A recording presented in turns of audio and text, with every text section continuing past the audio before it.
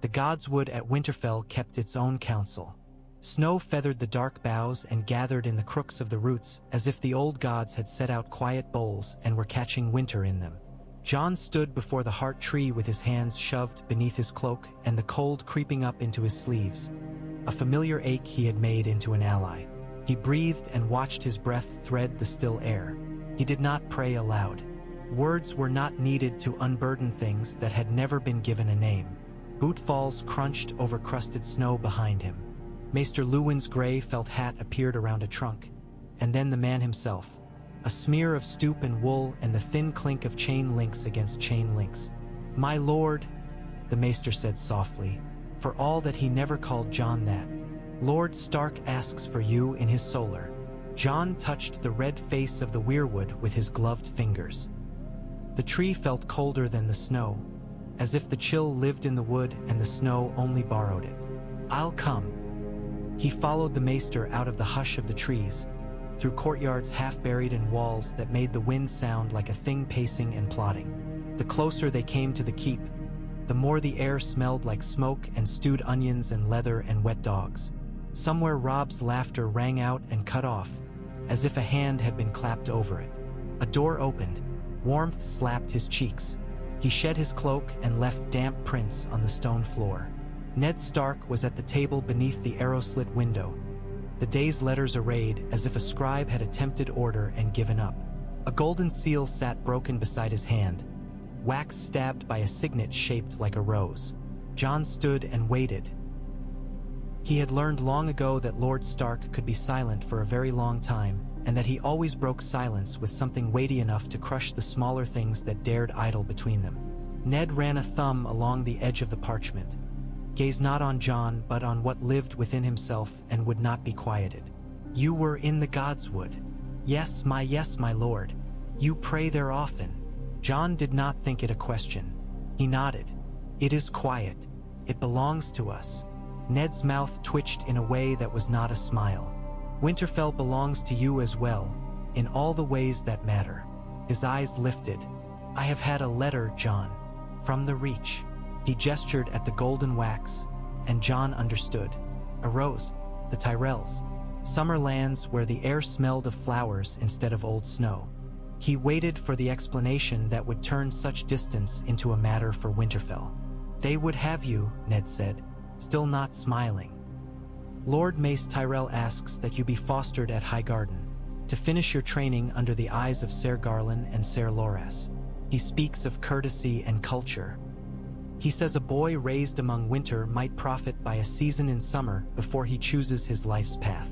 Jon swallowed and heard the small click of his throat. He had been ready for the talk about the wall, the black cloaks, the vows. He had fashioned that future like a coat he might wear despite its patches. "Fostered," he said, "and more." Ned slid another bit of parchment forward. His words were neat, a hand that liked order. He did not offer it to Jon to read. "There is a scheme in it, an old southern habit dressed as courtesy. The Lady Olenna writes with her son's hand. She speaks of her granddaughter, Margaery." Jon knew the girl by rumor. The song singers in the Great Hall had a way of turning the Tyrell daughter into a dozen girls at once. Noble maid, summer's blossom, clever and kind, as perfect and as false as a painted saint. It all felt as far from him as the sea that Robb swore he could smell from the battlements on a good day. "They write of betrothal," Ned said. There was no mistaking the weight now. It fell heavily and left a mark. "They would choose you for her if we agree. They speak of grain and peace and shipment routes, of the Redwine fleet's strength against raiders, of friendship between North and Reach. They would have you at Highgarden first, they say, to see if her fancy is true and yours as well. No ring without a season in one another's weather. The old woman writes." He lifted his eyes. "If we consent." The room seemed to tilt, as if Winterfell had become a ship and a wave had lifted and set it down somewhere else. Jon had thought he wanted only one thing, to go where his birth would not be a meal others fed upon. He had imagined his future cold and simple and unassailable. This other thing opened like a door onto light and scent and the hum of summer insects. "My lady," he stopped. He did not say her name. Ned's mouth tightened at the edge. Catelyn will not be brought into this. Not yet. He rose. He looked older than he had the last time Jon had really seen him. I will not ask you if you desire it. Desire is a reed in a stream. Tell me rather if you can live it. He came around the table, close enough that Jon could see the roughness along his jaw where the winter made the skin revel and crack. There would be tongues in every hall you passed through. There would be those who would use your name to cut you down just to see what kind of blade it is. There would be weight on you not of your own making. And it is the Tyrells. They do not play at anything they do. I will not pretend I know all they want from this match. Jon stared at the broken seal, at the way it lay like a spilled coin. If I go, I do not go as a Stark. You go as Jon Snow. Ned's hand, warm and heavy, settled on his shoulder. You go with my leave and my faith. You will not find me absent from you just because we lie under different roofs. He hesitated. The world is a knife, and sometimes it must be gripped by the blade. But sometimes a holster is found for it. The reach is a sheath of silk. It may be that it will take from you even as it guards. I will send a raven to Robert. He is king still, and kings set seals on such things. If this is to go forward, it must be cleanly done and with honor. Jon lifted his eyes to Ned's face and saw lines he had mistaken for stone were merely snow, that could in a warm wind run and be gone. Does he know? Robert? He will know what he is told, Ned said. He is my friend. I can ask him to put his name to paper if we wish. Legitimization. The word landed and bled. It is a dangerous ask. A true name has a way of turning all other names into lies. Jon felt the echo of the godswoods cold under his ribs. He did not know his mother. He did not know what he was allowed to ask of his father. But he knew the wall would not vanish merely because a door had opened. If I go, he said carefully, I go to learn, not to steal. Good. Ned's face changed with some private resolution. Then you will write to me every fortnight. The talk with Catelyn was 2 rooms and a hallway away. It was an old story told a new way, and it ended the way it always did, with Catelyn standing like a winter tower and a sort of grace living only in the refusal to bend. He will not stand in my halls with a golden bride at his side while my son, my trueborn son, waits upon his breath, she said. She did not look at Jon when she said it. She looked at Ned and made him bear the words for them both. He was bound for the wall. Ned stood with his hands open at his sides, as if surrender might be mistaken for a greeting if you were far enough away. I will not throw away the North's bread because it comes smelling of roses. Robb came without knocking. He heard the last words and stopped a moment, wolf-quick eyes raking the room. He looked at Jon the way a boy looks at a road leading south when he himself is bound north. Then he crossed the room in 2 strides and caught Jon around the shoulders and grinned like the flame in the hearth had leapt to his face. The reach, he said, as if it were a woman's lap. Take me with you and we'll steal their wine. Robb, Catelyn said, a warning soft as a knife. He turned and the grin faltered. He is my brother. If this brings him honor, I want it for him. Catelyn's mouth pressed flat. He is not your brother. He is your father's mistake. Jon felt the blow and stood to take the next if it came. Robb's mouth tightened. Ned breathed out, and something of the heart tree's stillness moved into him. Enough, Ned said. This is done. That night Jon could not sleep. When he did, he woke to the taste of green in his mouth and the sound of water under stone and a girl's laughter like wind bells. They did not leave on the King's Road with the King's party. For the first time in his life, Jon had a riding cloak that fit him exactly and a horse that had not been first measured by Robb's needs. The Tyrells sent north a company dressed like spring itself come alive. Greens and soft browns and the dusky yellow of straw. Cloth sewn well and worn well stitched to bodies that moved with an ease that made Jon feel like a blade left too long in its scabbard. Their captain was Ser Garland Tyrell himself, the elder of the brothers, not so pretty as Loras and because of that not half so watched. He had the kind of eyes that took things in and kept them, not to throw later but to use when you were not looking. This is your first time south of the neck? He asked on the second day. trotting his mare beneath a sky that had decided to be blue and play at kindness. "It is my first time farther than Mole's Town," Jon admitted. The road had already changed.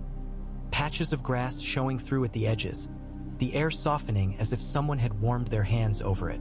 "And so everything is new and nothing is true." Garland smiled. He had a scar at the jaw that only showed when he smiled.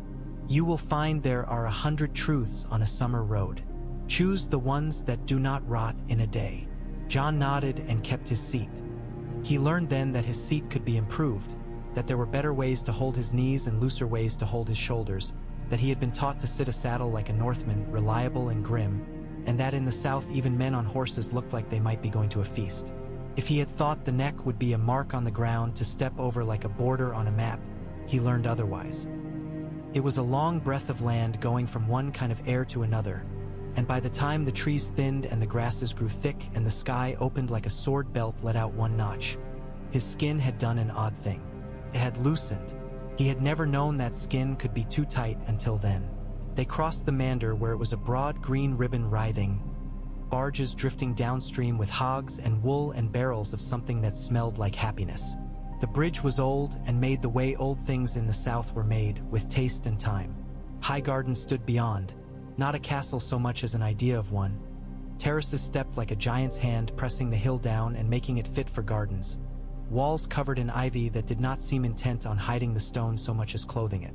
The banners that flickered at the top were not the stiff, fierce beasts of the north but flowers made dangerous by the grace of the wind. Jon rode in beneath the gatehouse with his mouth closed and his eyes open. Laughter slid along the walls. The air smelled of honey and rosemary. There were people everywhere, more than Winterfell saw at a harvest fair. All of them moving in curves, not the straight lines men draw on snow when there is work to be done. He felt the reach looking at him. He had the sense that if he were dropped in a fountain and came out dripping, they would not point. They would only watch how he carried the water. Lady Olenna met him in a chamber that pretended indifference to its own beauty and failed. She was small and bent, and a crown of parchment wrapped her hair where other ladies might wear silk. Her sharp little eyes went through him below his ribs and came out the other side and found the next man. "So," she said, "you are the wolf pup they would send to my darling Rose. Ned Stark's byblow. Do not look at me so sour. I have been called worse to my face, and once by a man whose breath smelled like a privy." Jon bowed because he did not know what else one did when the old called you by the names that carried your whole self like a sack. "I am Jon Snow." "I can see that," she said. "Can you?" Garland coughed as if a crumb had turned cruel in his throat. "Grandmother." "Hush, the boy has eyes. He comes from a place where people say less and mean more, which will make it very difficult for him here."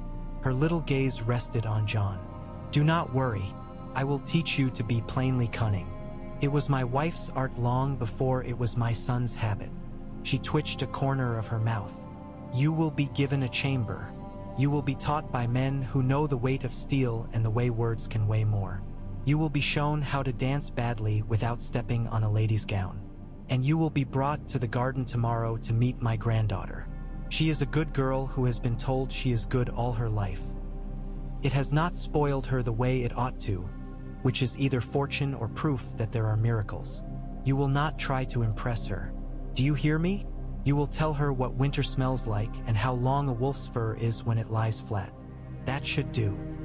He found his chamber and touched everything in it as if he were blind and learned with his fingers.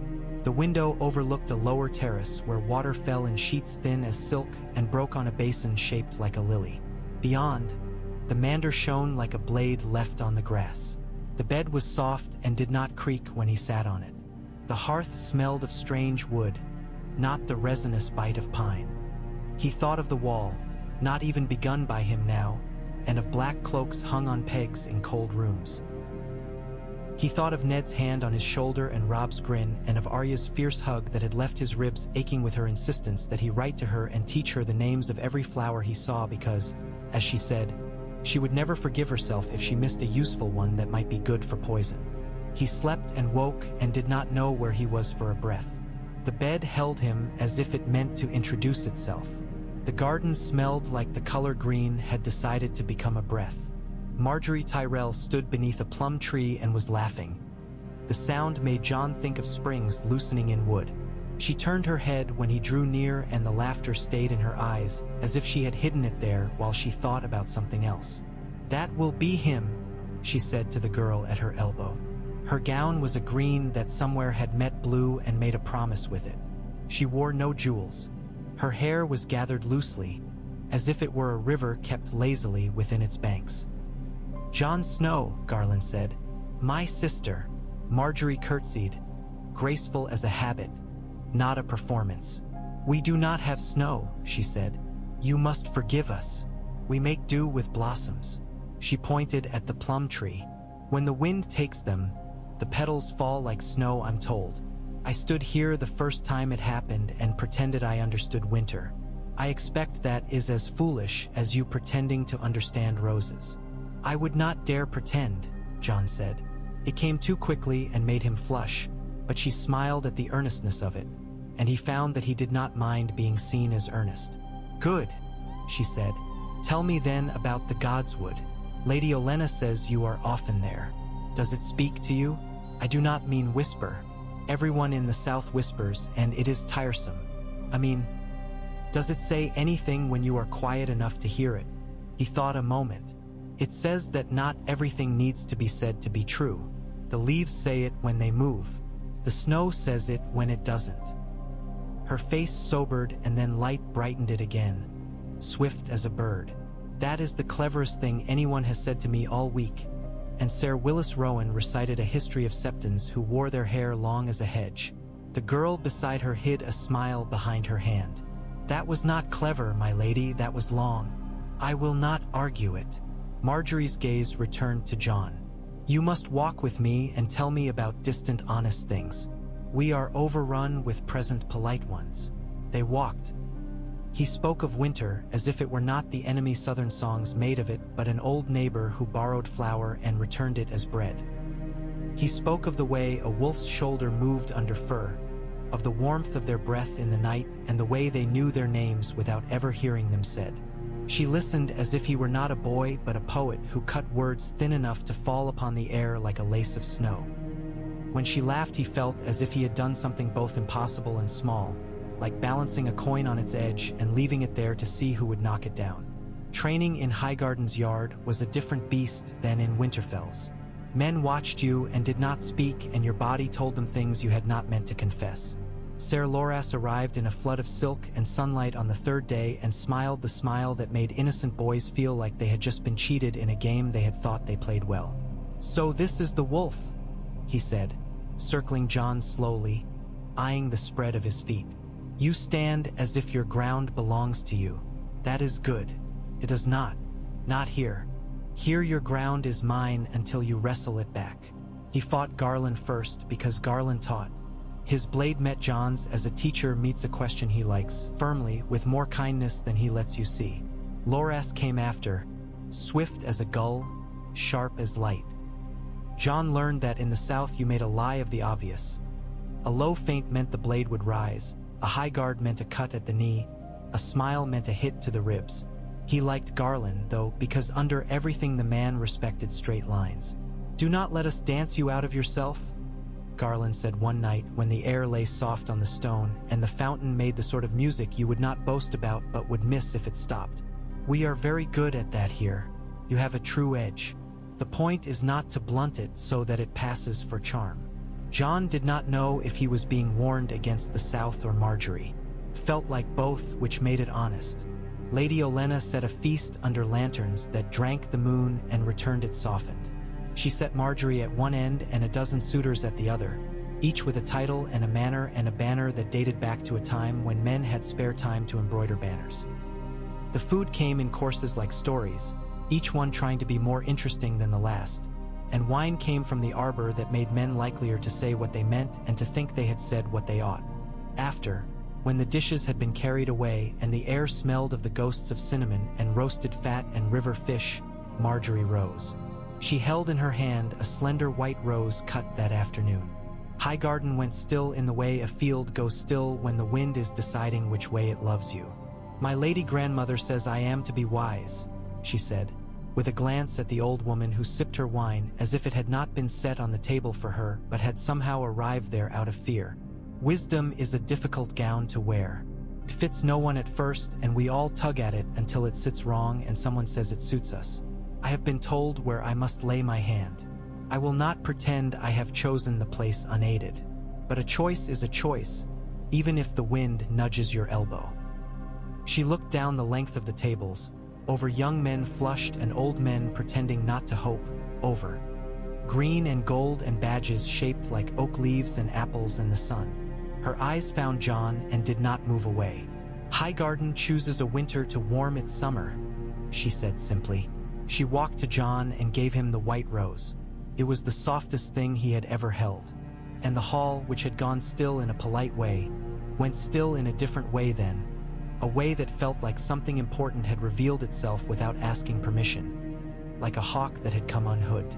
Mace Tyrell covered his surprise with a draught of wine so long it looked like thirst.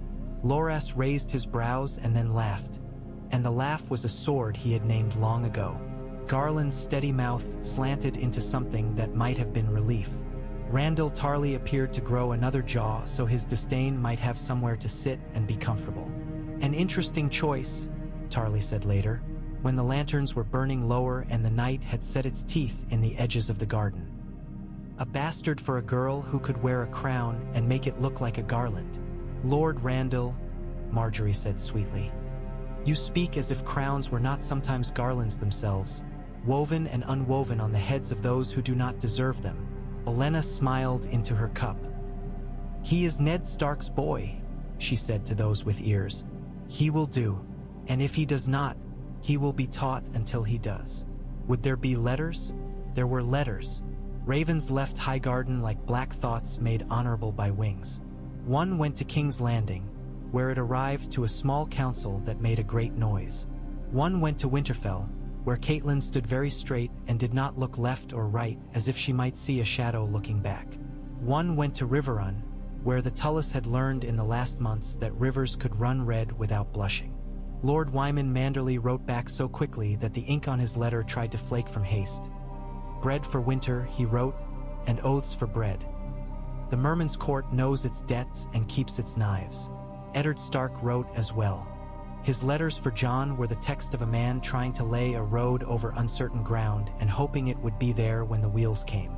He wrote of politics without drama and of honor with more care than fervor. John read them alone and then again at the window with Margaery's shoulder warm against his. You are not told who your mother was, she said once, when a letter lay open between them like a wound that had scabbed over too neatly. Will that always feel like a missing word in a vow?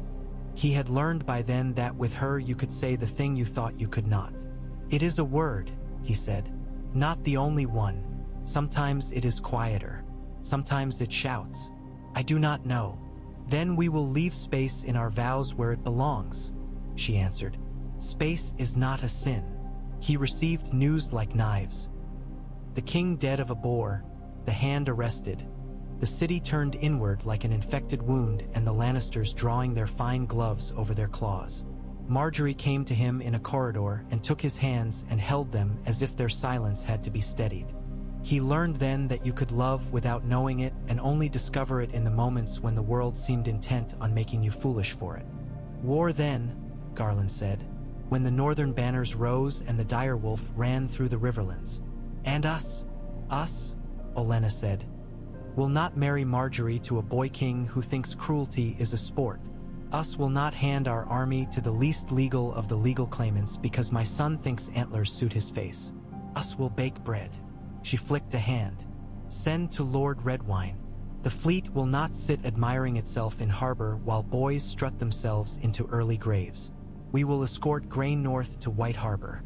We will make a demonstration of summer's goodwill. And in return? Loras asked, hot-eyed and beautiful and unpersuaded of the power of bread. In return, Olenna said, we will be what we always are, necessary. It is better than being beloved. Beloved people are forgiven when they do wrong. Necessary people are not allowed to do wrong. They do less damage. Jon went down the Mander on a barge that moved as if it were thinking of sleep. The red wine fleet waited at the mouth of the river, hulls dark as if stained with wine, banners silver in the sun. Lord Paxter greeted him with a courtesy that had long ago been honed into a weapon and did not need sharpening now. The sea astonished him the way a single word can sometimes change a conversation. Here was the color of swords and skies and eyes, but moving, and never belonging to the place it was just in. "White Harbor," Lord Paxter said, pointing with a folded fan as if he could stir the air into being more obliging. "A good port and a good ally if you keep the men on the Mander from insulting their mothers." Margaery did not come. She stood on the quay at Highgarden when they cast off and lifted her hand and made the same gesture she would have made if he had been leaving a table to relieve himself, and she expected him back before her wine warmed. He knew then what courage looked like when it wore silk. The journey north taught him a dozen new languages. The slap of halyards, the complaints of rope, the way seagulls cursed you out of respect, the hum of men doing their work and forgetting to ask if it was meaningful. Ser Garland came with him, because he had insisted and because Olenna said his presence would be the difference between a show of goodwill and an insult. On the second night out of Old Town, with the Hightower's pale fire behind them and the sea black as seeped ink, Jon stood at the rail and watched stars slip along the rigging like fish. "You look like a boy who has learned that there are more wolves in the world than he can count," Garland said quietly, coming to stand beside him. "I used to think the North was the world," Jon said. "It is a place in the world. Do not let the world come to you and build you a cage called opportunity." Garland smiled faintly. "You are allowed to say no and make a smaller world, if it is truer." They made White Harbor in a thick fog that smelled of fish and secrets. The Merman's Court opened its doors with a flourish, and Lord Wyman Manderly greeted Jon as if he had walked out of a story Wyman had told himself about the North and found pleasing. "Bread for winter in a summer boy's hands," Wyman proclaimed.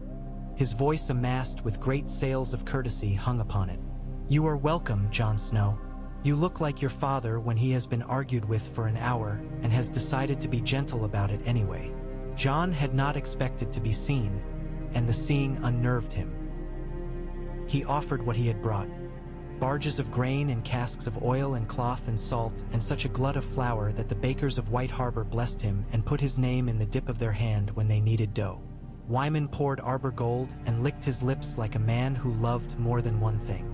"You will marry the girl," he declared, as if marriage were something one announced like weather. "Good. She knows bread. I know bread. The North needs such a queen. The Freys do not even make decent pies." The Ironborn came at dusk 2 days later, sails like black thoughts crowding the horizon, fast and greedy. The red wine ships swung to meet them, oars biting, horns sounding. Jon had never known battle on a deck. It was like fighting on the back of a great beast that had sworn not to help you. He learned quickly not to trust his feet, to wedge his hips against the rail, to let the ship's roll bring his blade where it wanted to be. A reaver with hair matted like rope and eyes like tidewater came at him with an axe and a grin. Jon caught the haft on the turn and the grin broke like foam. Blood in sea water looked like wine spilled into water. Exquisite for a moment, shamed by its own beauty, Garland moved like a man who had grown up on the deck of a ship, which he had not. He did not fight like Loras, who fought to be watched. He fought like a man in a room with paintings he liked that were on fire. At the end of it, the Ironborn were rowing away with fewer oars than they had come with, and the red wine men were shouting like men who did not intend to remember the dead just yet. Jon found a boy clinging to a bit of broken hull, eyes wide and teeth chattering with something older than the cold. He was small, and his face, stripped of arrogance by terror, looked like every boy Jon had known who had wanted to be older and had been punished by the joke of getting his wish. Jon leaned out, caught him by the forearm and hauled him aboard. "Name," he said. "Lem, the boy lead." Jon nodded as if names were cheap and not the most expensive thing a man ever owned. "Lem it is, then." He gave him bread. It fell apart in the boy's hands like a declaration of love. They went back south to Highgarden with the taste of salt in their mouths and victory too small to boast about, but exactly the right size to make you walk straighter. Highgarden bloomed. The summer wine ran out of the casks as if it could not bear being held. The girls plaited Margaery's hair with little white blossoms like whispers. Lord Mace walked about the halls and talked to men as if they were mirrors and beamed when they liked what they saw. The wedding was set for a day Margaery chose because she liked the way it would look written down. The sept at Highgarden was all light and scent and a kind of piety that did not know it was proud of itself. Jon stood beneath its ribs and listened to the septon, who spoke of holy unions as if he had held one in his hand and measured it with careful fingers. He repeated the words that asked him to be true, and he meant them. When the time came for Margaery to place her hand in his, she did it as if he were only a man and not a bargain, which was more terrifying than any battle. Later, after the bells had been rung as if the air would be improved by their thrashing, after the pies had been cut and the songs sung and the courtesies paid to those who had not earned them, Jon found himself in the little herb garden they had first walked in. Highgarden's moon, which was the same as Winterfell's moon but felt different, turned leaves to silver. He thought of the old gods and their silence and of the new gods and their sense of themselves. He closed his eyes and said nothing. Margaery's hand slipped into his, fingers cool at first and then warm as if his palm were a hearth. "We did it," she said, a little laugh. "We did a thing that feels impossible and ordinary at once." "Everything important is both," he said. "I think it must be. There is one more vow," she said softly, "that the septon forgot to ask for and that I will not go without." He turned to her and for once there was no reach in her voice, only a girl's plain heart. "Say it, that I will not let the South make you ashamed of what is plain in you," she whispered, "and that you will not let the North make me ashamed of what is lovely in me." He swallowed and could not speak for a moment. "I swear it." They were nearly murdered that night. It happened late when the hour had left off pretending it was a guest and had showed itself as a thief. The men came dressed like men allowed to be there, which was the right costume for crime. One had a scar down his cheek that looked new enough to be a memory and old enough to be a lie. Another had a smile he had used too often to be believed. They came for Jon in the corridor outside the chamber, and the first blow would have taken him in the throat if he had not been listening the way the gods would have taught him to listen. He went low. The blade hissed over him and found the torch in the sconce. Fire leapt like an excited child. Steel made its music.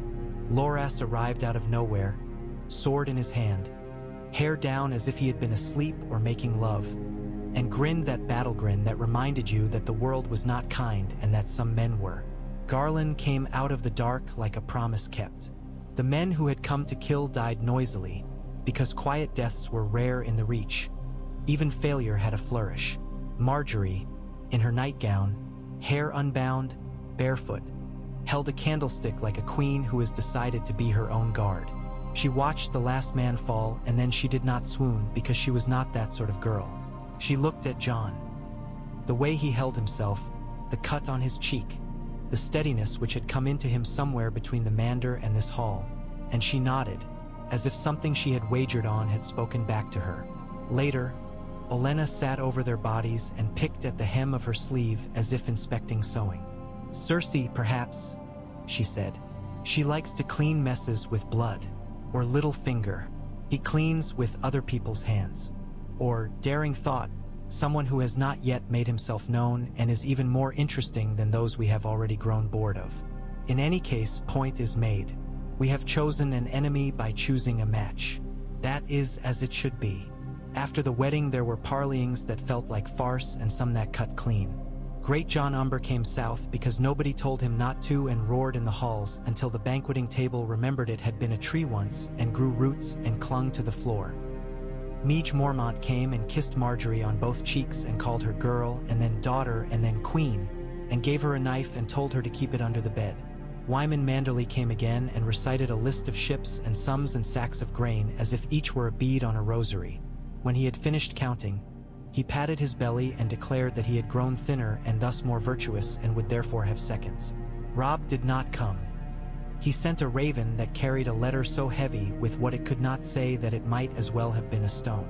He had broken at the twins what he had needed to keep whole. He asked for bread. He offered in return something the old kingdoms had not always named but knew. He offered an oath from a king who had learned too soon what it meant. "You are my brother," he wrote in a hand Jon knew like he knew the way snow fell towards morning. "If I die without a son, I name you my heir. If I live to see sons grown tall, I name you still. Let the North be protected by bread and oaths. Let our children know both warmth and truth." Jon took the letter to the herb garden where vows grew as if they had grown there always and read it to Margaery. The air smelled of time and something else he could not name. "You will be a good king," she said simply, as if past, present, and future were all a single braid. "Good kings know they are only men. Good queens know how to remind them when they forget." "I do not want a crown," came out so quick he almost laughed at himself. "I want a name that is not used like a knife, a place where our bread is good." "Then we will make that place," she said. "If it must be a kingdom to keep it safe, very well. If it can be a hall and a road and a port and a granary and a godswood, then I shall be content to be queen of such things." They left Highgarden for White Harbor with the red wine fleet and banners that did not keep secrets. Along the way Ser Randall Tarly rode with them for a league and told Jon with a face that might have been carved that the world rewarded the hard and broke the soft.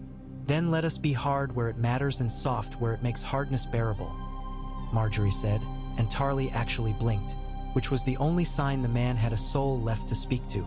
The sea spoke in tongues. Jon learned faster than it had a right to expect of him. He stood sometimes on the foredeck with Lem beside him, the boys whispering growing less frantic by the day, and he thought of Winterfell and Highgarden and of the hush under the heart tree and the murmur under the plum. He thought of names. He thought of the way you could make a home by choosing to carry it, and how the weight of that could make you stand straighter or stoop. At White Harbor Wyman had raised not only loaves but banners, a dozen minor houses of the north and the Manderley fish flashing a promise of succor. The market smelled like cabbage and salt pork and hope. Men came with lists and left with sacks, and women came with children and left with bread under their arms and a sense they had earned it by existing. Jon walked among them, and the reachmen watched him, and something in them softened the way wax softens near flame. "Look at him," Margaery said once to her grandmother on a terrace above the green. "He is himself where men are counting their food." "Good," Olenna said. "We will need that when he must count their dead." There were letters again, and now they came with the speed of things that had learned that if they were slow, the world would happen to them without their consent. Stannis Baratheon took King's Landing or did not, depending on who was telling the tale. Renly lived or was dead, slain by a shadow or by a coward, which is how the Reach named shadows when they did not understand them. The Lannisters schemed and slept and smiled. The Freys did the thing that made men in the north swear and spit. And Robb Stark rode in the Riverlands, and for a moment the world decided to be simple and brave again, and then decided to be itself and took that away.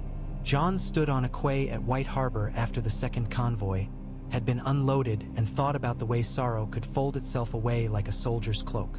Margaery came to him and did not speak. She let him lean against her in the way a man leans against a door that will not open.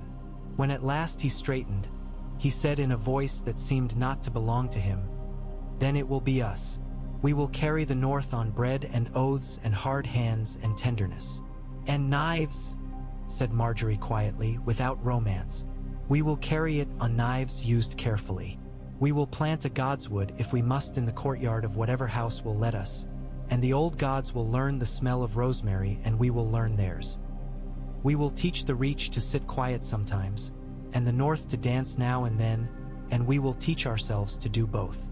He smiled, because it was the first time the smile felt like something the world had not borrowed. They married again, in their fashion, in the herb garden with Wyman Manderley standing as witness because he had taken it upon himself to be witness when oaths were made to bread. There was no weirwood. There was a little pool in which the sky liked to look at itself. Jon knelt beside it and let the silence of the old gods enter into the space the Septon had not used, and Margaery knelt and spoke nothing with him. It felt more binding than anything they had said aloud. Letters went north and returned like swallows, each bearing its little share of summer on its wings. Robb's hand grew rarer and then ceased. Catelyn's name was not on any of them. Arya's never came, and Jon learned to put her into his prayers with the stubborn care of a man planting seeds in ground he has been told is too poor, and planting them anyway. Sansa's name came attached to kings landing the way a mussel shells itself to rock. Wyman sent pies and port and lists so long that the counting itself began to feel like a bulwark. They went back to Highgarden in autumn that still pretended to be summer. The hills rolled, and in the ravines the wind smelled like the first hint of rot that presages later sweetness. Olenna held court at a small table where she played at being frail to make men show her how strong they thought they were. "You will go north," she said to Jon, as if this were not a question and not even a command but a recognition. "There will come a time when bread is not enough and your face must be seen. You will take my granddaughter and our banners and our ships that are not needed to babysit my son's pride before whatever city he is neglecting. You will go to Winterfell if it stands, and if it does not, you will go to wherever the north has gathered itself. You will plant kitchens in the shadow of the godswood. You will stand beside your brother's people, and you will be for them what they need, which is not a romance. It is a man with a ledger and a sword and a wife who laughs at the right time." Margaery laughed then, at exactly the right time, and leaned her head briefly against the old woman's shoulder. "We must grow what we can in the season we are given," she said. "If winter will not come down here, we will go up to meet it." They rode again through lands that had learned to watch their lords for the political weather. In the riverlands smoke rose in places, old and new, and men on ruined walls watched with eyes that had relearned how to be animals. Jon smelled frost on the riverwind and knew winter as one knows a friend stood in the dark waiting to put a hand on your arm. He rode at the head of a column seated with bright reach banners and dark northern badges, and he felt the weight of both like two hands steadying him.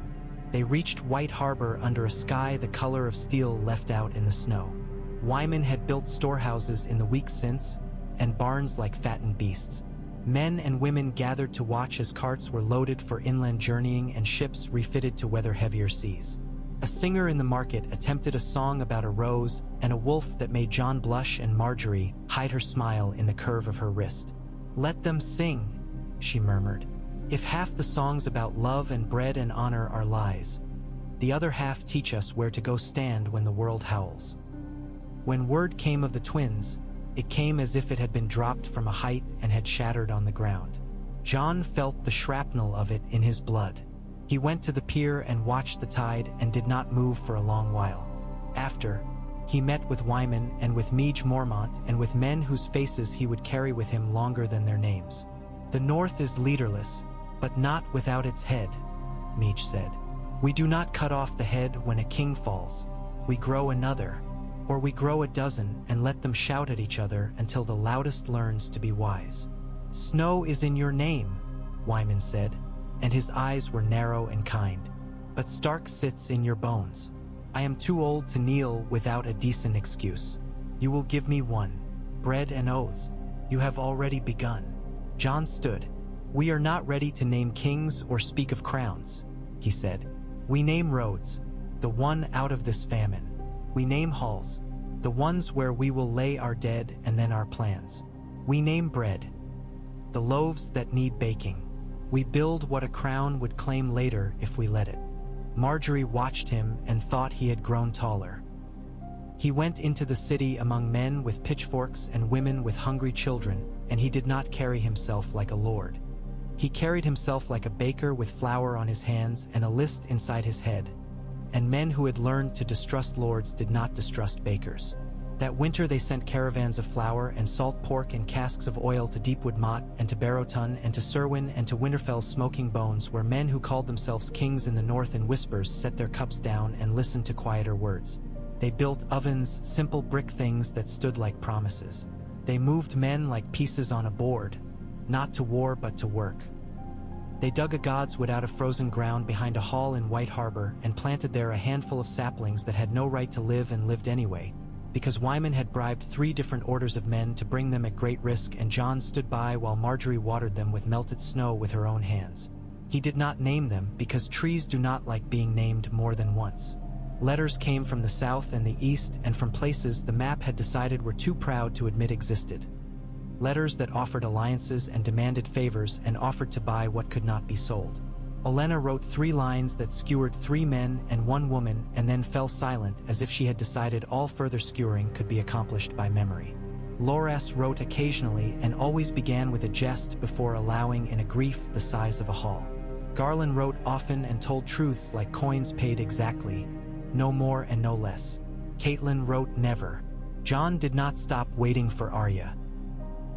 He told Margaery the story of the time she had thrown a ladle at a septon who had called the old god savage and missed him by inches and hit the stew so precisely that he had looked blessed for a moment. Margaery laughed and then did not, and took that girl into herself as if love could be extended not only to husbands and children but to feral, missing things. The first true snow fell on White Harbor like the answer to a call you had forgotten you had made. Margaery stood beneath it, face turned up, and laughed a genuine laugh that had no use in it. Men in the market smiled to see a highborn lady forget she was the subject of others' stories. "It looks like the plum tree," she said to Jon, hair caught with wet, eyes bright, "but colder." "It is colder," he said, and kissed her there in public because love needs its oaths too, and men who had come to watch a marriage made on parchments and over maps watched it settle itself in the space between 2 mouths and felt something quiet change in them. In the months that followed, winter bit harder. They did as they had sworn they would. They cut and counted and carried and comforted. There were men to hang and men to forgive. There were shadows in alleys and knives under beds. There were nights when Margaery woke and thought she heard music in the wind and realized it was grief, which sounds like music if you are a certain kind of fool. There were days when Jon could not remember what warmth felt like, and then she would press her hand between his shoulder blades and he would remember not just the hearth but the bed and the table and the road and the 1,000 kinds of fires people built against the dark. They took a journey in late winter to the ruins of Winterfell. The snow made the blackened stones look strangely clean, as if the world had tried to forgive and had not succeeded but had left a sign of the attempt. Jon walked into the Godswood, where the heart tree still stood, charred in places where heat had found sap and made it cry. He set his palm to it and felt nothing but the old silence, and within it a small human thing like his own breath returned to him. Margaery stood back and did not enter, because she understood that some silences were not her own to share. When he returned, she took his hand. "We will build it again," she said, and she did not mean the walls. "We will plant the rooms that matter before the rooms that show our guests their faces." They rode out and stood on the road and listened. In the distance wolves sang, and the sound lifted the hair on Jon's neck and made him smile. He thought of all the promises they had made to bread and to bodies and to things that lived longer than men. He thought of a spring that would have to be coaxed out of a winter that feared insult. He thought of a world that had turned left when it might have turned right and discovered that the road ran anyway. "Will we be forgiven?" Margaery asked quietly once, on a night at White Harbor when the moon was low and the candles were unlit, and the only light in the room was the trust we make with our own warm skin. "For choosing each other when the world wanted different choices? Forgiven by whom?"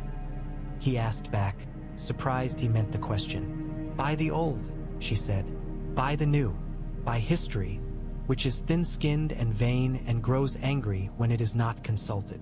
He thought of the heart tree and of the way the septon had droned, of the ships and the pies and the boys and the knives. "History eats," he said. "We fed it something better than we found." She laughed that small quick laugh that had come to feel like grace. "Then let us keep feeding it. Bread and oaths, and the stubborn love of 2 stubborn people who think the North and the Reach can be held in the same hand. We will fail often," he warned, "because caution is another form of honor. And succeed often enough," she answered, "because optimism can be one too." Spring came to White Harbor like a woman made shy by a previous insult, put out a hand and withdrew it and put it out again. It found men laughing for no reason in the market and children playing with sticks instead of knives. It found ovens standing where they had no right to stand and gardens laid out where maps had measured war. It found a girl from the Reach who could tell the names of 500 plants that grew north of the neck and a man from the north who had learned the softer vowels of the south when speaking comfort and not when speaking vows. It found a tree sapling putting forth leaves in the Godswood of a city that had not thought itself capable of one. Highgarden was far away and not, because they carried it now in the bread they broke and the songs their men had learned to mutter. Winterfell was broken and not because they carried it in the way they stood and the way they listened to the quiet parts of each day. And one evening late, when the wind off the sea smelled less of iron and more of wet earth, Jon went down to the herb garden that had become theirs, kneeled by the little pool that reflected a sky more generous than it had been for months, and closed his eyes. He did not speak because some prayers grow too large for saying. He simply leaned his weight into the silence like a man into a friend's shoulder, and felt the world lean back, not too much, but enough. In the window above him, Margaery watched his back and the slow turn of his head and the way his hand came up, unconsciously, to rest at his breastbone. She thought then of the day under the plum blossoms when she had decided to put a white rose into his palm and remake a part of the world that had not asked her permission. She did not regret it. She had learned, in these months of knives and bread, that permission was a poor substitute for purpose. Tomorrow, she said to no one and to him and to the gods both outspoken and shy, we will add 2 ovens by the river and send flour to Barrow Hall and have the children rake the dirt before the warehouse where the frost has finally gone out of it. And I will write to Lady Meege about the goats. And after, if there is sun, I will make this man who married me from honor and hunger dance like a boy to a song I will hum off-key. She smiled then, because the picture in her head was already true where it mattered. And the wind, coming from the north, carried with it the salt of tears that were not only grief and would never be again.